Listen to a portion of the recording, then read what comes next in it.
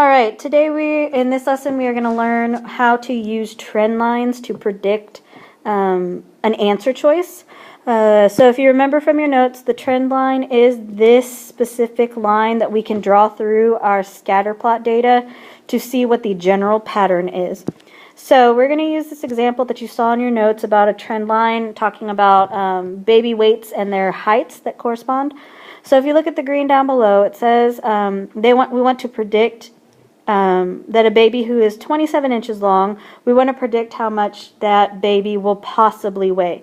Now this is a prediction.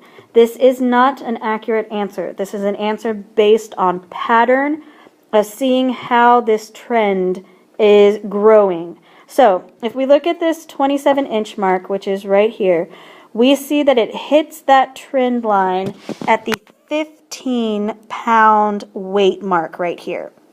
So we know, just like it says in green, that we can predict that a baby that is 27 inches long is likely to weigh 15 pounds or is going to weigh around 15 pounds. Now that doesn't mean that when we have a 26 or 27-inch baby, that baby can't weigh 12 pounds or 20 pounds. They can, we're just using it based on this trend.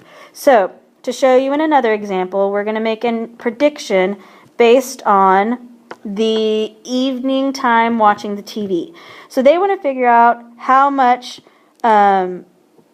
sleep someone is getting if they watch 5 hours worth of TV. So if we draw our trend line, so remember a trend line, you want to have about as many up top as you do below.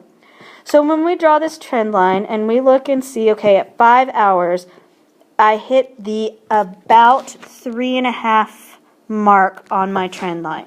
So that means that if someone watches 5 hours of sleep in the evening, they are likely to get about 3.5 hours of sleep.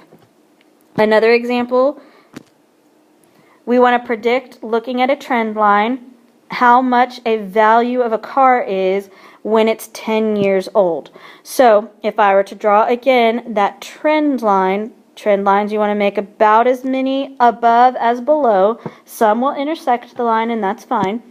We want to see where it's going to hit at the 10-year mark.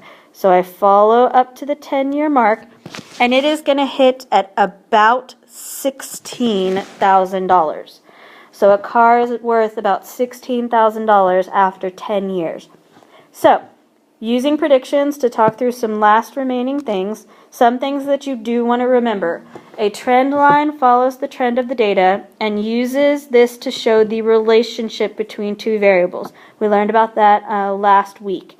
The trend line may or may not pass through the points, so just note sometimes it does, sometimes it doesn't. Trend lines do not always start at the origin, so if you notice some of them started up at a y-intercept.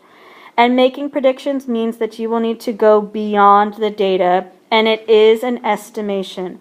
So again, sometimes you may be subjective, but as long as you make a valid prediction and can justify your reasoning, you should be good.